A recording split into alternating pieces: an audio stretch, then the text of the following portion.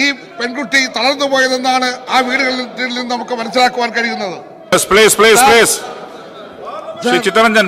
Sir, ഈ അവസ്ഥയിലാണ് sir വളരെ നമ്മുടെ നാട്ടിലെ ലക്ഷക്കണക്കിന് വരുന്ന അഭ്യസ്തവിദ്യരായിട്ടുള്ള തൊഴിലരഹിതരായിട്ടുള്ളവർ ഇന്ന് തൊഴിൽ കയറി കഴിഞ്ഞാൽ അവർ നേരിടുന്ന ഏറ്റവും ഗൗരവമുള്ള ചൂഷണം, അവർ അനുഭവിക്കുന്ന പ്രയാസം, അതാണ് സാർ ഞാൻ ഈ സഭയിൽ കൊണ്ടുവരുവാൻ ആഗ്രഹിക്കുന്നത്.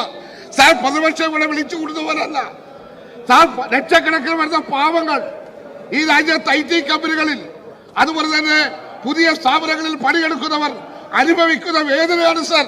അതെനിക്ക് സമയത്തിനാണ് സാർ. സമയം തരാൻ പറ്റില്ല. സാർ, അന്നയുടെ ജീവൻ അപഹരിക്കപ്പെട്ടതുപോലെ മനുഷ്യത്വഹീനമായ ഒരു നടപടിയും ഇനി ഈ അന്തരീക്ഷത്തിൽ ഉണ്ടാകാതിരിക്കുവാൻ നാം ശ്രദ്ധിക്കേണ്ടതുണ്ട് എന്നുള്ളത് കൊണ്ടാണ് സാർ ഞാൻ ഈ വിഷയം ഇവിടെ കൊണ്ടുവരുവാൻ ആഗ്രഹിച്ചിട്ടുള്ളത്. സാർ, കേന്ദ്ര ധനകാര്യമന്ത്രിയായിട്ടുള്ള ശ്രീമതി നിർമ്മല സീതാരാമൻ പറഞ്ഞത് കുട്ടികളുടെ മാനസിക സമ്മർദ്ദം ഒഴിവാക്കുവാൻ രക്ഷകർത്താക്കൾ ഇടപെടണമെന്നാണ് സാർ. കേന്ദ്ര ഗവൺമെന്റ് ഒരു അന്വേഷണം നടത്തുമെന്ന് പറഞ്ഞെങ്കിൽ പോലും കോർപ്പറേറ്റുകളുടെ താല്പര്യമാണ് സാർ സംരക്ഷിക്കപ്പെടാൻ പോകുന്നത് സംശയിക്കുകയാണ്.